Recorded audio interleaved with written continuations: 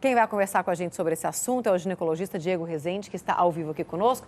Sempre explico, vou explicar mais uma vez. Nós estamos mantendo o distanciamento. Os cinegrafistas que estão aqui atrás estão de máscara, por isso eu pedi para ele tirar a máscara rapidinho para que a nossa comunicação seja melhor, né, doutor? Bom dia, obrigada pela participação aqui conosco. Explica para a gente, simplesmente assim, o que é a endometriose? Bom dia, Manuela. Obrigado aí pela oportunidade de falar um pouquinho desse tema.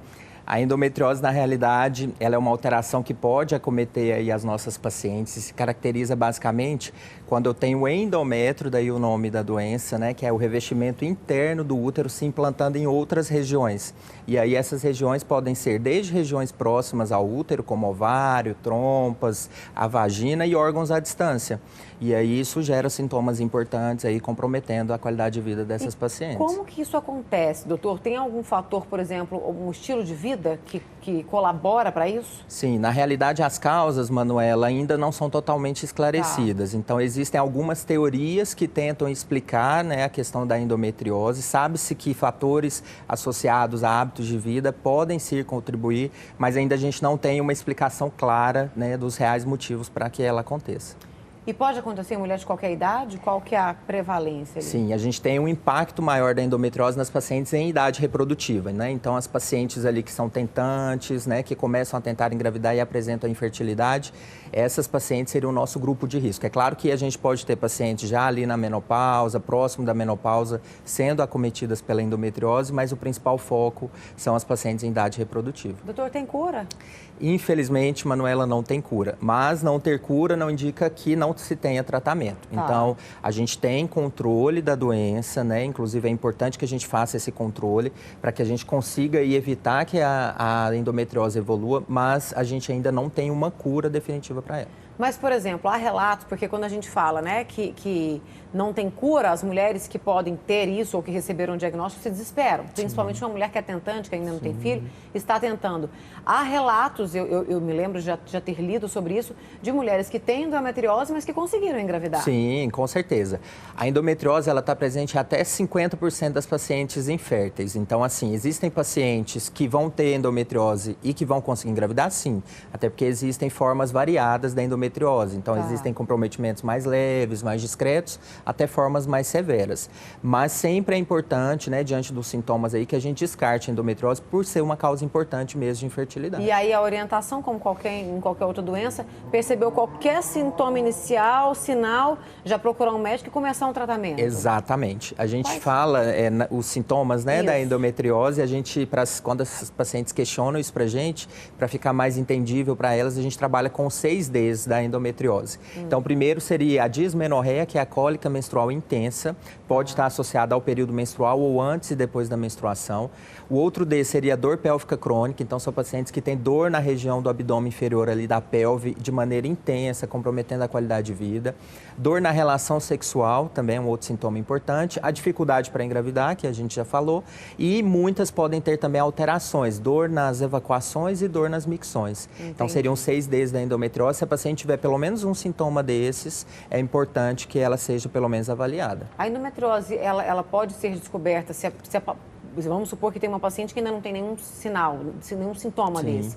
Ela pode ser descoberta no exame de rotina, no ginecologista? Sim, sim. Conversando, né, a partir de uma entrevista com a paciente, a nossa anamnese, um exame físico bem realizado, a gente consegue ter indícios, não em todos os casos, mas pode dar sinais no nosso exame físico de endometriose. Entendi. A gente tem participação aqui de telespectador. Deixa eu ver a pergunta que chegou pra gente. Vera Lúcia. Eu já tive endometriose, é horrível. Eu tive que tirar meu útero rápido. Quase virou um câncer. Pode virar um câncer? Então, na realidade, a endometriose ela é uma doença crônica, mas é uma doença benigna.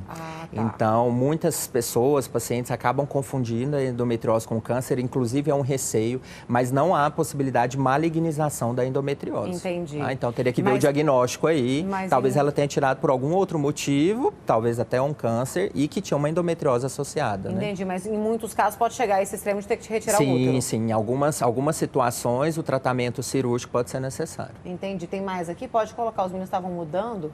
Deixa eu ver se eles mudam ali. Mila Nunes, fiz uma laqueadura há 5 anos. Tem algum tratamento para conseguir engravidar mesmo assim?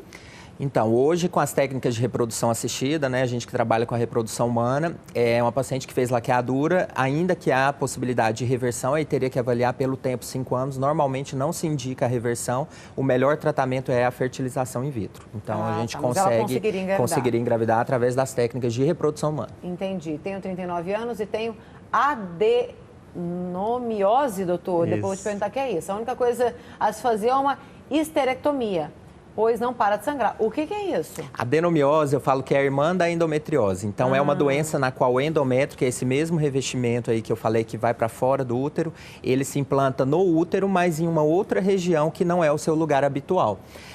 E aí, algumas pacientes vão necessitar de tratamento cirúrgico para adenomiose, em algumas outras a gente consegue ter controle clínico, só com medicação. Então, nem sempre a cirurgia vai ser necessária. Doutor, existe alguma influência de fator genético? Por exemplo, alguém na família teve endometriose ou adenomiose? Sim. E pode ser que o filho, a filha, enfim, tenha mais também? Então, há evidências científicas de um possível fator genético. Então, algumas alterações genéticas exporiam melhor essas pacientes a ter uma adenomiose ou endometriose. Mas a gente sabe que quando a gente faz uma avaliação, os estudos de prevalência, a gente não encontra uma associação muito forte. Entendi. Então, pode ser que tenha, a ciência ainda não conseguiu explicar para a gente isso. Pode surgir na paciente depois dela já ter tido filho, inclusive? Sim, com certeza. Durante a gravidez há melhora dos sintomas, mas tem pacientes que abrem o diagnóstico após uma gestação. Tá bom. Amanda, bom dia. Manuela, tenho 42 anos, tenho muita cólica no período menstrual. Pode ser um começo?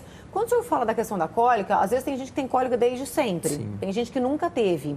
É mais preocupante essa que começou de um tempo para cá? Exatamente, Manuela. A história clássica da endometriose não é o que é a única possibilidade. Seria aquela cólica que é secundária, ou seja, a paciente nunca teve cólica e aí começa a ter os sintomas de cólicas menstruais intensas. Então, no caso da Amanda, não ficou claro aí, mas se assim, se ela sempre teve ou não, mas mesmo que uma paciente sempre teve cólica menstrual e essa cólica continua e vai se agravando, a gente sempre tem que investigar. Eu falo para as pacientes que ter cólica não é normal. É isso que eu ia te perguntar. Eu nunca tive, então assim, as pessoas falam muito da cólica, eu não sei o que é. Mas assim, eu conheço pessoas, eu tenho amigas que desde a adolescência, no período menstrual ou pré-menstrual, têm cólicas de não conseguir levantar da cama. Exatamente. Isso não é normal. Não é normal de forma alguma. A cólica, ela tem uma graduação em relação à intensidade, mas desde uma cólica leve até uma cólica intensa, ela tem que ser investigada. E principalmente essas pacientes, né, que têm cólicas importantes, que faltam ao trabalho, que tem que ir às emergências fazer medicação porque não consegue melhorar. Também, exatamente. Né? E aí vem todas as complicações disso. Mais uma, Thaís mandou bom dia. Eu tenho ovário policístico. É normal a barriga inchar? O ovário policístico tem alguma relação com a endometriose? Não, o ovário policístico já é uma alteração hormonal e endócrina que aí repercute no ovário, né, causando alteração na ovulação. Não é um sintoma comum, inchaço na barriga por conta do ovário policístico. Tá, mas às vezes aquele inchaço pré-menstrual, aquele lá, ok. Aí depende da intensidade desse inchaço. Então tem que ser avaliado porque às vezes pode ser uma complicação de uma dor mais importante. Então, por exemplo, na endometriose, a paciente pode ter esse sintoma de distensão abdominal, esse desconforto, e aí já não é normal. Tem que ser avaliado. Doutor, eu ficaria aqui horas falando sobre isso. Eu tenho certeza que muitas mulheres mandando perguntas também, mas nosso tempo é curto. Sim. Obrigada pela participação aqui conosco, pelos esclarecimentos e para que a gente previna as mulheres nesse mês de prevenção, né, de conscientização. Eu agradeço a oportunidade, Manuela. Bom dia. Obrigada. Esse foi o nosso quadro Pergunte ao Especialista de hoje.